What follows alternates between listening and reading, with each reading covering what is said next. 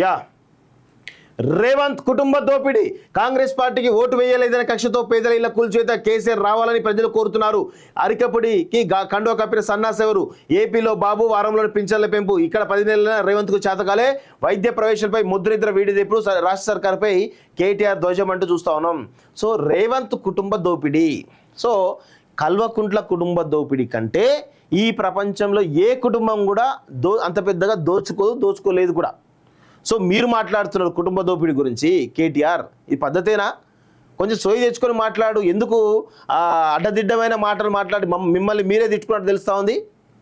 So ఇక్కడ రేవంత్ రెడ్డి అనకంటే కూడా ఇగో ఇక్కడ కేసీఆర్ కుటుంబ దోపిడీ అంటే బాగుంటుంది. కేసీఆర్ కుటుంబ దోపిడీ గురించి మాట్లాడితే ఇంకా బాగుంటుంది. కేసీఆర్ కుటుంబ దోపిడీ గురించి మాట్లాడు. అది చేత కాదు. ఎవడే? కేసీఆర్, కేటీఆర్, హరీష్ రావు, సంతోష్ రావు, కవిత, ఇంకా చాలామంది రావులు ఉన్నారు కదా మీ కుటుంబంలో. నీ బామ్మరిది రాజ్పాకాల, ఇంకో బామ్మరిది ఉన్నారు ఆయనే. నీ అన్న ఇంకా వంశీచంద్రరావు అనుకుంటా ఆయన కూడా, కల్వకుంట్ల వంశీచంద్రరావు ఆయనే. ఎంతమంది ఉన్నారు? ఇట్లా వందలాది మంది మీ కుటుంబంలో, మీ కుటుంబానికి సంబంధించిన వాళ్ళు గద్దల్లాగా కాలకేయిలాగా తెలంగాణ దోచుకున్నది నిజం కాదా? గత 10 ఏళ్ళు మీరు మాట్లాడుతున్నారు దోపిడీ గురించి. అసలు మీకు దోపిడీ గురించి మాట్లాడే రైట్ ఎక్కడా అంటున్నా? సిగ్గుండాలి కొంచెం మాట్లాడడానికి. ఇంకేమంటాడు? వైద్య ప్రవేశాలపై ముద్రిద్ర వీడిది ఎప్పుడు? వైద్య ప్రవేశాల గురించి మీరే మాట్లాడుతున్నారు.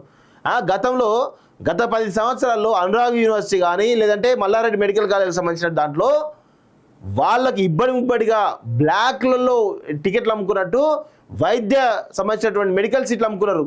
అప్పుడు ఏం చేసినావు మీరు? ముద్రిద్ర పోయింది మీరు కాదా? కనీసం వాళ్ళపై చర్యలు తీసుకునేటువంటి దమ్ము లేదు మీకు.